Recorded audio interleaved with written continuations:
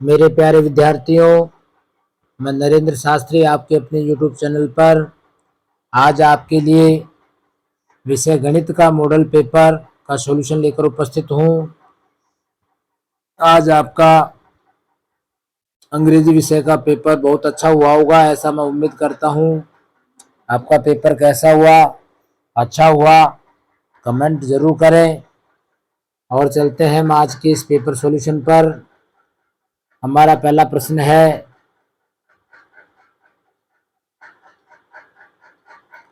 -2/3 में से क्या घटाएं कि उत्तर -1 प्राप्त हो। तो इस प्रकार के प्रश्न को जैसा बोल रहा है उसकी भाषा के अनुसार आप हल करें। तो जैसे -2/3 है, तो उसमें से आप क्या घटाएं कि -1 प्राप्त हो। तो वो हमारी संख्या होगी -1/3। तो कैसे होगी? क्योंकि इसको हम 1/3 को इसमें से घटाएंगे तो हमारा एलसीएम है जो 3 होगा। अब 3 में 3 का आप जानते हैं भाग देंगे एक बार जाएगा, एक को हम -2 से करेंगे तो -2 का 2 आएगा। फिर चलते हैं चिन्ह माइनस का, 3 में 3 का एक बार -1 आएगा। अब इन दोनों को हम जोड़ते हैं तो हमारा जो टोटल हो जाएगा -3/3। तो 3 से हम 3 को काट देंगे तो एक बार जाएगा और -1 आपको प्राप्त हो जाएगा। तो इस प्रकार हमारा आंसर होगा सही है। चलते हैं अगले प्रश्न पर। प्रश्न नंबर है हमारा 2। समीकरण 6x = 12 का हल है। तो आप जानते हैं सीधा इसमें x का मान निकालना है तो 6 का भाग 12 में देंगे तो हमारा आंसर होगा 2।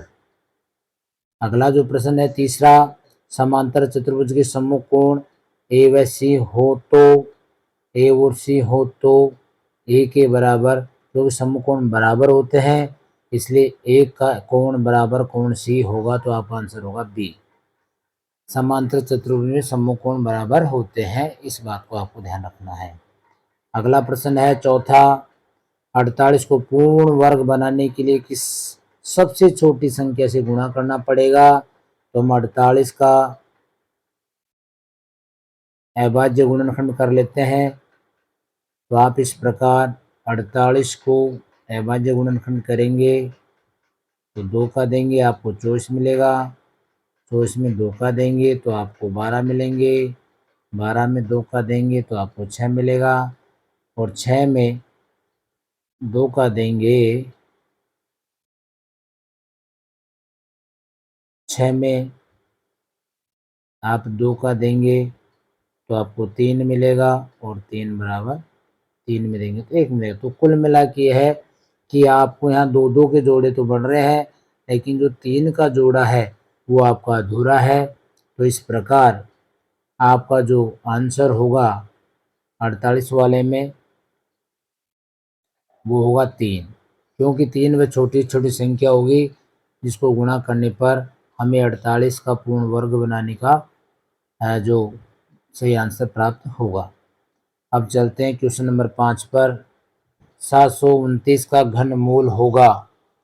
तो 729 का भी आप 3-3 के जोड़े के हिसाब से अपन लेते हैं इसका भी। 729 थोड़ा सा 729 है, इसमें आप भाग देंगे, 729 में भाग देंगे 3 का तो 3 दूनी 6, 3 चौक 12 और 3 तिया 9, 243 प्राप्त होंगे। फिर आप 3 का देंगे तो 3 × 24, 3 × 3, फिर 3 का देंगे तो आपको फिर 27 प्राप्त होंगे। फिर 3 का आप भाग देंगे ऐसे तो आपको 9 प्राप्त होंगे। मैं जगह के अभाव कारण इसको यहाँ ले लेता हूँ, और 9 में हम फिर भाग देंगे 3 का तो हमें फिर 3 प्राप्त होंगे। इस प्रकार आप इसको 3-3 के जोड़े में बना लेंगे तो एक जोड़ा आपका ए बन जाएगा, एक जोड़ा ए। तो कुल मिला करके आपका उत्तर जो होगा वो दोनों 3 मिला करके 3 3 9 प्राप्त होगा। सॉरी, आपका आंसर 9 प्राप्त होगा। अब चलते हैं अगले प्रश्न पर, छठे पर। साधारण ब्याज ज्ञात करने का सही सूत्र है तो मूलधन इंटू दर इंटू समय बटा 100। तो मुद स यानी मुड से ही लो, मुद स का मतलब होता है मुड से ही आप जो भी ब्याज वगैरह लेना है उससे लो बटे 100 लगा देंगे। तो इस प्रकार मूलधन इंटू दर इंटू समय बटा 100 आपका सही सूत्र होगा। चलते हैं अगले प्रश्न पर।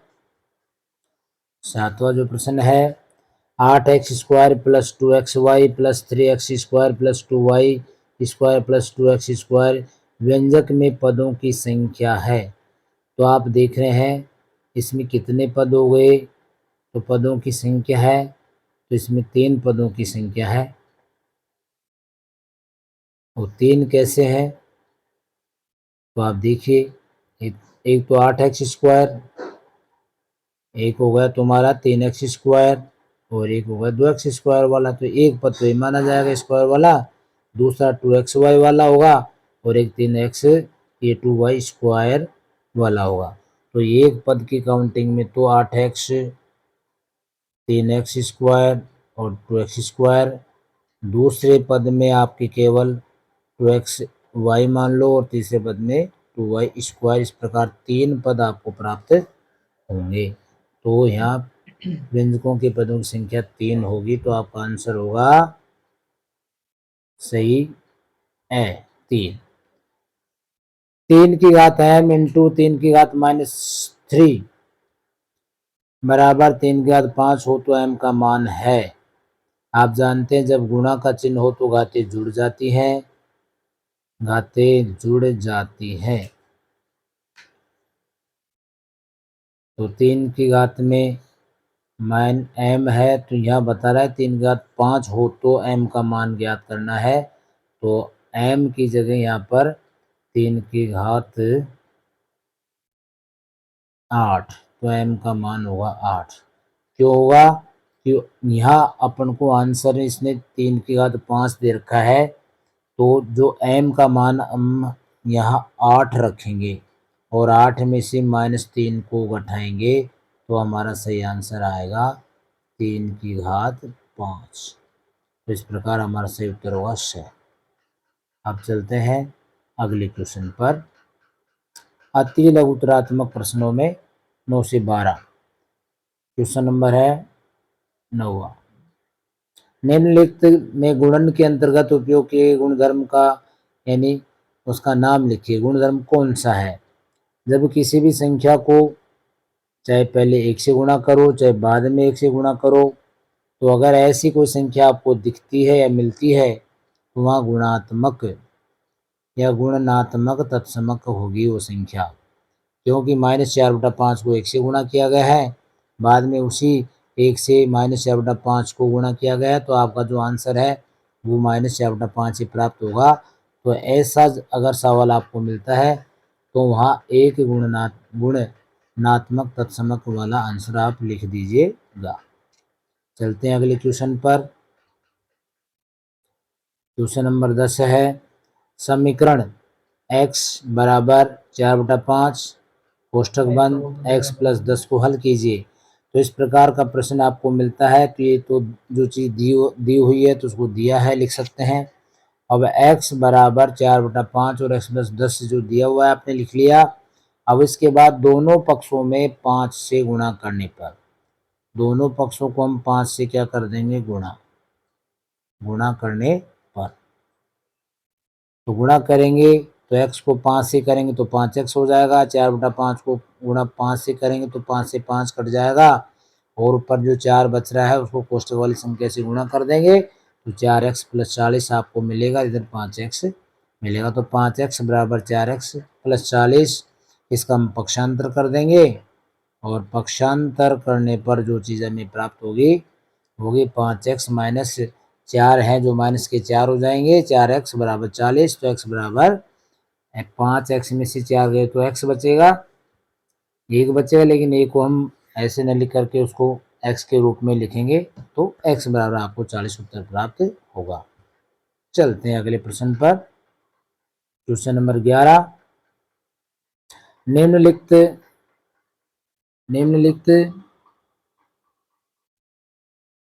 निम्नलिखित संख्याओं में से प्रत्येक के घन की इकाई के अंक ज्ञात करने हैं।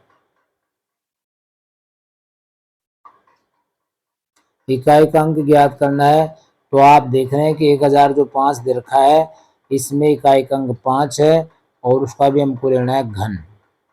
तो घन की इकाई में यानी 5 के, तो 5 इकाई का अंक, 5 की हमने घात लगाई 3 और 5 को 3 बार गुणा करेंगे तो 25 और 25 5 125, तो 125 का भी इकाई का अंक हमें 5 है जो इसका आंसर के रूप में प्राप्त होगा।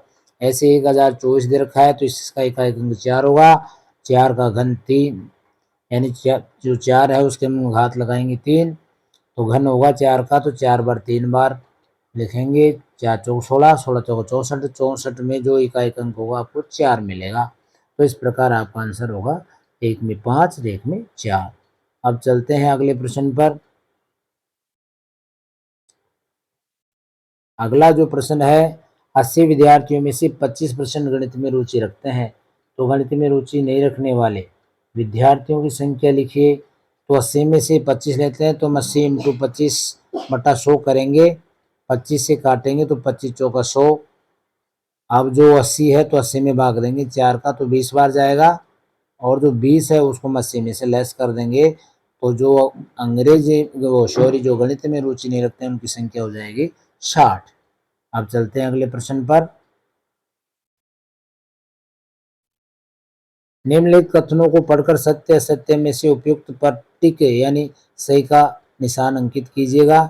तो 2 की घात 5 भाग 2 की घात 2 का अर्थ क्या 2 की घात 5 माइनस 2 है, सही है क्या ये?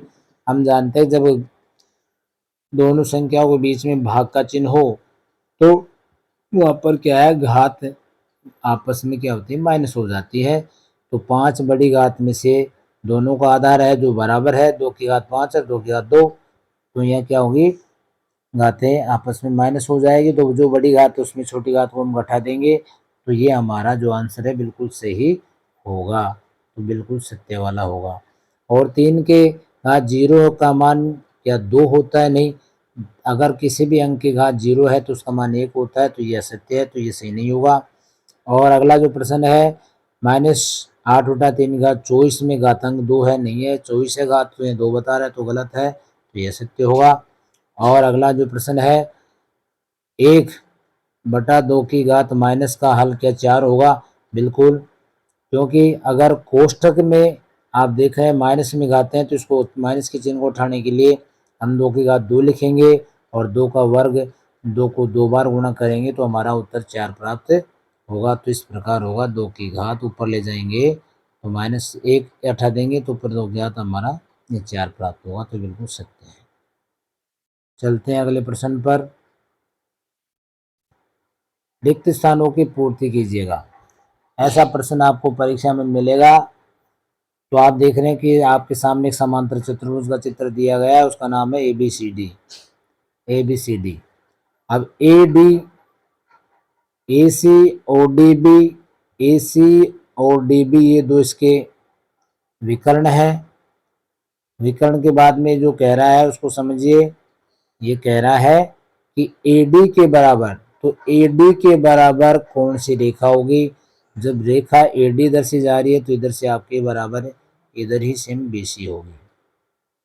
अगला जो प्रश्न है, कोण DCB, जब कोण बीच में C आ रहा है तो C के सामने वाला कोण आप देख रहे हैं A आ रहा है, तो जिसमें जो जिस कोण के सामने आ रहा है बीच में C है तो इसके सामने वाला जो आएगा वो इसका आंसर होगा। तो यहाँ B के बीच में जो A वाला है, BAD वाला आपका आंसर होगा। OC, OC आप OC देख रहे हैं, OC, तो OC के बराबर OA, इसको आगे बढ़ाएंगे तो हमें OA प्राप्त होगी। अगला जो हमारा प्रश्न है चौथा, तो कोण DAB पर DAB प्लस CDA, तो आप इसमें देख रहे हैं कि A और D, A और जो D है कोण ए और डी एक ही रेखा पर बनने वाले कोण है और उनका जो योग होता है वो 180 डिग्री होता है, यानी आसन कोण हो गए। तो आसन कोण DAB प्लस आसन कोण CDA इनका जो योग होगा वो 180 डिग्री होगा। इस प्रकार हमारे ये सवाल कंप्लीट होते हैं। अब चलते हैं अगले प्रश्न पर। खंड वाला प्रश्न आएगा तो इसको बड़े ध्यान से आप मिलान कीजिएगा। तो इनको कुछ भी नहीं है, आपको लंबाई और चौड़ाई को क्षेत्रफल पूछ रहा है तो गुणा हो जाते हैं लंबाई इंटू चौड़ाई। तो 3x को हम 5y से गुणा करेंगे तो 5 से 15xy प्राप्त होगा। तो आपका जो सही आंसर होगा वो चौथा वाला होगा। अगला जो प्रश्न है 9y को 4y से मल्टीप्लाई करेंगे तो 9 चौक 36 और y क्यूब हो जाएगा। तो ये आपका आंसर तीसरा होगा। तो आप इसको इससे मिला देंगे। अगला जो तीसरा प्रश्न है 4ab को 5b से गुणा करेंगे तो 5 चौका 20 a b स्क्वायर c। तो ये आपका दूसरा वाला आपका आंसर होगा। इस प्रकार मिला देंगे। और अंतिम है डी वाला, तो 12 स्क्वायर m को 3lm स्क्वायर से मल्टीप्लाई करेंगे तो 3 दूनी 6। तो आपको सीधा ही मिल रहा है। तो इस प्रकार आपको पूरे पूरे मिलान सही हो जाएंगे। तो आपका 6l क्यूब और m क्यूब वाला आंसर मिलेगा। अब चलते हैं अगले प्रश्न पर। अगला जो प्रश्न है हमारा, जब एक पासे को फेंका जाता है तब निम्नलिखित प्रत्येक घटना से प्राप्त होने वाले परिणामों को लिखिए। एक अभाज्य संख्या, आप जानते हैं पासे में कुल संख्या होती है 6, तो अभाज्य संख्याओं की संख्या होती है उसमें 3, 2, 3 और 5, 2, 3 और 5। तो आपका जो एक अभाज्य संख्या के रूप में कौन कौन संख्या मिलेंगी, तो वो होंगी 2, 3, 2, 3 और 5। एक अभाज्य संख्या नहीं है तो जो शेष बच गई 6 में से, तो वो बच गई हमारी 1, 4 और 6। तो ये एक अभाज्य संख्या नहीं है, अभाज्य संख्या है जो हमने इधर लिख दी। अब 5 से बड़ी एक संख्या तो सिर्फ एक 6 होगी जो केवल 5 से बड़ी ही है। 5 से बड़ी संख्या नहीं है तो 5 जो छोटी संख्या है आपके सामने है, 1, 2, 3, 4, 5, ये 5 से छोटी संख्याएं हैं। 5 से बड़ी संख्या नहीं है, 5 तक ही आएंगी इसमें, तो ये बड़ी नहीं है 5 तक, बड़ी होती 6 केवल 1 है। तो चलते हैं अगले प्रश्न पर। अगला प्रश्न है अभाज्य गुणनखंड विधि से 729 का वर्गमूल ज्ञात कीजिए। समय का अभाव है इसलिए मैंने आपके सामने सॉल्यूशन पहले से ही पेश कर रखा है। तो 729 का हम जब वर्गमूल की बात आए तो दो दो के जोड़े बनाएंगे, 3 का भाग देंगे हमें 243 मिलेगा, और 243 में 3 का देंगे 81, 81 में 3 का देंगे 27, 27 में 3 का, और इस प्रकार 9। तो हमको 3 3 के रूप में 3 जोड़े प्राप्त हो, 2 3 3 के रूप में 2 2 के हिसाब से 3 जोड़े प्राप्त होते हैं। तीनों में से हमने एक एक को लिया और तीनों को मल्टीप्लाई किया तो 3 3 और 9 27 हमारा आंसर प्राप्त हुआ। आपको अच्छी तरह से समझ में आ रहा होगा।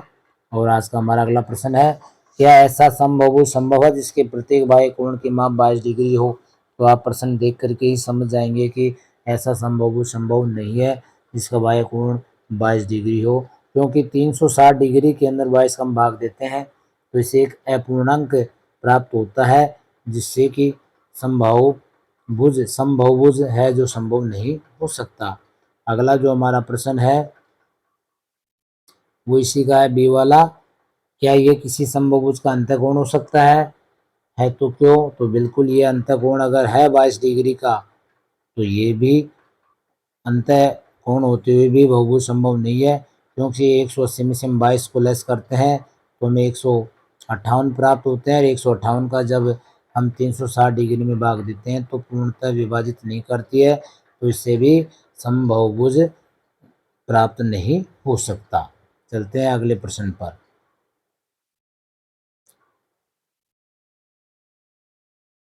8,000 रुपये का 2 वर्ष के लिए 5% वार्षिक दर से चक्रवृद्धि ब्याज ज्ञात कीजिए यदि ब्याज वार्षिक संयोजित हो। जब इस प्रकार का प्रश्न आपके सामने आए तो पी का मतलब होता है मूलधन। तो मैंने आपको हिंदी में भी लिखा है, तो मूलधन है आपका 8,000, ये 8,000। समय आपका दे रखा है 2 वर्ष, दर दे रखी है आपकी 5%, और ये यानी मिश्रधन आपको ज्ञात करना है। तो मूलधन में ब्याज जोड़ देंगे तो हमें मिश्रधन प्राप्त हो जाएगा। तो साधारण ब्याज ज्ञात करने का सूत्र है मूलधन इंटू 1 प्लस दर बटा 100 और घात आपकी लग जाएगी समय। तो आपका जो समय है जितना भी हो वो लिख सकते हैं। तो मैंने आपको बताने जा रहा हूँ इसको किस प्रकार हल करना है। तो आपका मूलधन